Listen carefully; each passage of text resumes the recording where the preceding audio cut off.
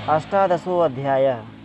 देवताओं और दैत्यों द्वारा अमृत के लिए समुद्र का मंथन, अनेक रत्नों के साथ अमृत की उत्पत्ति और भगवान का मोहिनी रूप धारण करके दैत्यों के हाथ से अमृत ले लेना। उग्रश्रवा जी कहते हैं, सौनक जी, तदनंतर संपूर्ण देवता मिलकर पर्वत श्रेष्ठ मंदराचल को उखाड़ने के लिए उसके समीप गए। वह पर्वत श्वेत मेघ खंडों के समान प्रतीत होने वाले गगनचुंबी शिखरों से सुशोभित था।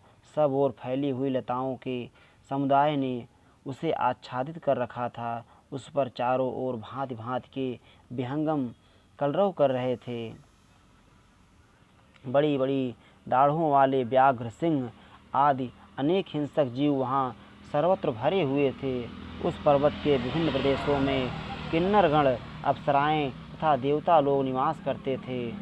उसकी ऊंचाई 11,000 योजन थी और भूमि के नीचे भी वह उतने ही सहस्त्र योजनों में प्रतिष्ठित था।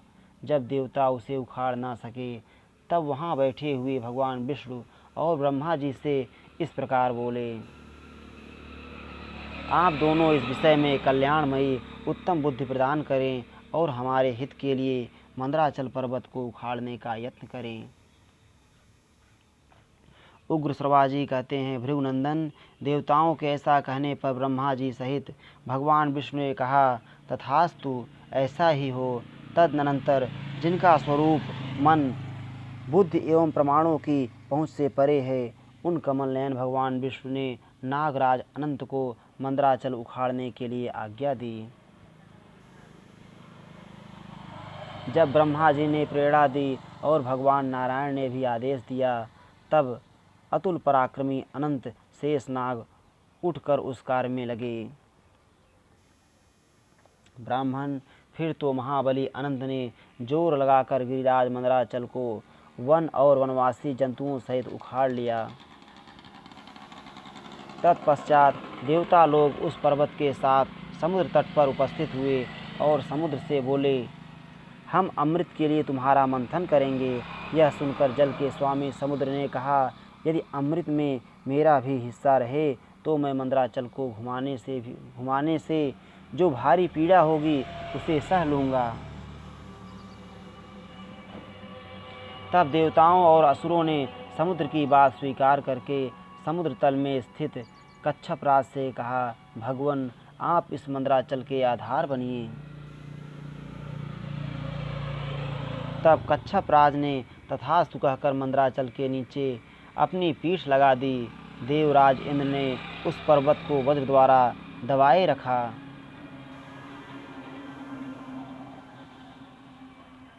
ब्राह्मण, इस प्रकार पूर्व काल में देवताओं, दैत्यों और दानवों ने मंदराचल को मथानी और वासुकी नाग को डोरी बनाकर अमृत के लिए जलनिधि समुद्र को मथना आरंभ किया।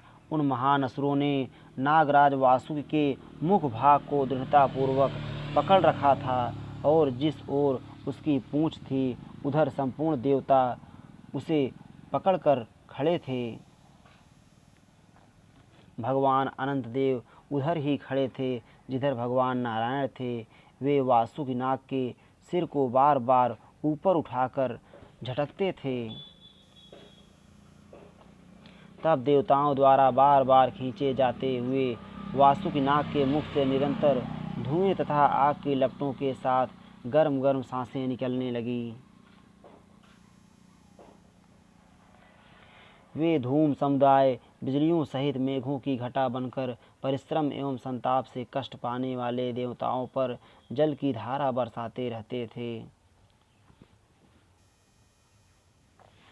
उस पर्वत शिखर के अग्रभाग से संपूर्ण देवताओं तथा असुरों पर सब ओर से फूलों की वर्षा होने लगी।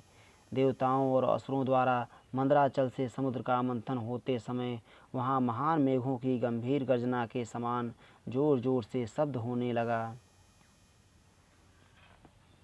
उस समय उस महान पर्वत के द्वारा सैकड़ों जलचर जंतु पिस गए और खारे पानी के उस महासागर में विलीन हो गए। मंदराचल ने वरुणालय, समुद्र तथा पाताल तल में निवास करने वाले नाना प्रकार के प्राणियों का संहार कर डाला। जब वह पर्वत घुमाया जाने लगा, उस समय उसके शिखर से बड़े बड़े वृक्ष आपस में टकराकर उन पर निवास करने वाले पक्षियों सहित नीचे गिर पड़े। उनकी आपस की रगड़ से बार बार आग प्रकट होकर ज्वालाओं के साथ प्रज्वलित हो उठी, और जैसे बिजली नीले मेघ को ढक ले, उसी प्रकार उसने मंदराचल को आच्छादित कर दिया। उस दावानल ने पर्वतीय गजराजों, गुफाओं से निकले हुए सिंहों तथा अन्य सहस्त्रों जंतुओं को जलाकर भस्म कर दिया। उस पर्वत पर जो नाना प्रकार के जीव रहते थे, वे सब अपने प्राणों से हाथ धो बैठे। तब देवराज इंद्र ने इधर उधर सबको जलाती हुई उस आग को मेघों द्वारा जल बरसाकर सब ओर से बुझा दिया। तदनंतर समुद्र के जल में बड़े बड़े वृक्षों के भांति भांति के गोंद तथा औषधियों के प्रचुर रस चू चू कर गिरने लगे। वृक्षों और औषधियों के अमृत तुल्य प्रभावशाली रसों के जल से तथा सुवर्णमय मंदराचल की अनेक दिव्य प्रभावशाली मणियों से चूने वाले रस से ही देवता लोग अमृत को प्राप्त होने लगे। उन उत्तम रसों के सम्मिश्रण से समुद्र का सारा जल दूध बन गया और दूध से घी बनने लगा। तब देवता लोग वहाँ बैठे हुए वरदायक ब्रह्मा जी से बोले, ब्राह्मण, भगवान नारायण के अतिरिक्त हम सभी देवता और दानव बहुत थक गए हैं, किंतु अभी तक वह अमृत प्रकट नहीं हो रहा है। इधर समुद्र का मंथन आरंभ हुए बहुत समय बीत चुका है। यह सुनकर ब्रह्मा जी ने भगवान नारायण से यह बात कही, सर्वव्यापी परमात्मन, इन्हें बल प्रदान कीजिए। यहाँ एकमात्र आप ही सबके आश्रय हैं।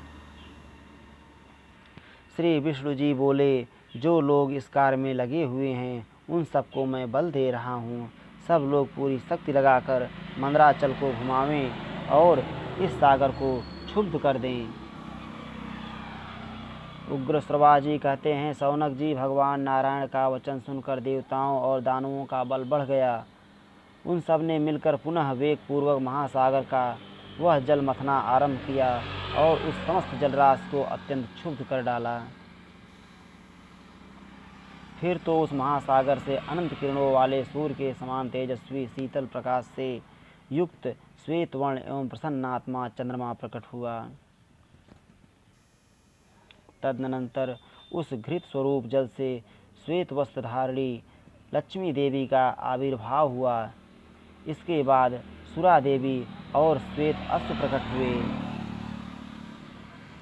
फिर अनंत किरणों से समुज्ज्वल दिव्य कौस्तुभ मणि का उस जल से प्रादुर्भाव हुआ, जो भगवान नारायण के वक्षस्थल पर सुशोभित हुई। ब्राह्मण, महामुने, वहाँ संपूर्ण कामनाओं का फल देने वाले पारिजात वृक्ष एवं सुरभि गौ की उत्पत्ति हुई। फिर लक्ष्मी, सुरा, चंद्रमा तथा मन के समान वेगशाली उच्चैश्रवा घोड़ा, ये सब सूर्य के मार्ग आकाश का आश्रय ले जहाँ देवता रहते हैं उस लोक में चले गए। इसके बाद दिव्य शरीरधारी धन्वंतरि देव प्रकट हुए। वे अपने हाथ में श्वेत कलश लिए हुए थे, जिसमें अमृत भरा था। यह अत्यंत अद्भुत दृश्य देखकर दानवों के अमृत के लिए कोलाहल मच गया। वे सब कहने लगे, यह मेरा है, यह मेरा है।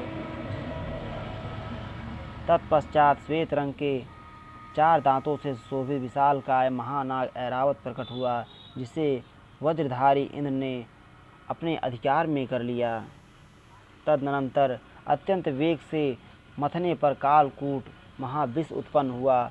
वह धूम युक्त अग्नि की भांति एकाएक संपूर्ण जगत को घेर कर जलाने लगा।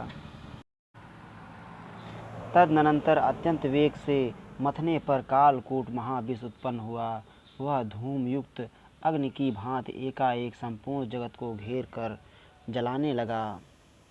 उस विष की गंध सूंघते ही त्रिलोकी के प्राणी मूर्छित हो गए। तब ब्रह्मा जी के प्रार्थना करने पर भगवान श्री शंकर ने त्रिलोकी की रक्षा के लिए उस महान विष को पी लिया। मंत्र मूर्ति भगवान महेश्वर ने विषपान करके उसे अपने कंठ में धारण कर लिया।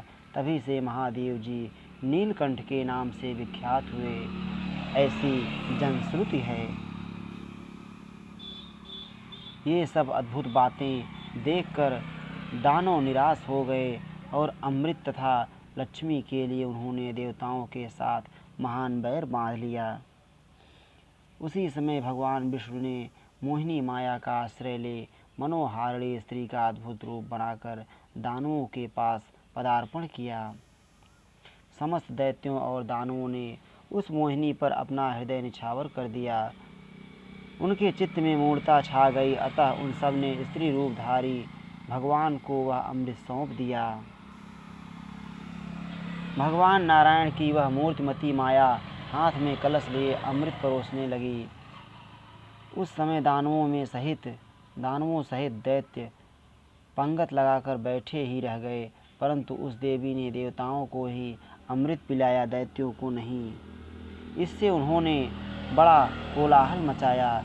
इस श्री महाभारते आदि पर्वणि आस्तिक पर्वणि अमृत मंथने 18 अध्याय। इस प्रकार श्री महाभारत आदि पर्व के अंतर्गत आस्तिक पर्व में अमृत मंथन विषयक 18वां अध्याय पूरा हुआ। श्री राधा वल्लभ लाल की जय।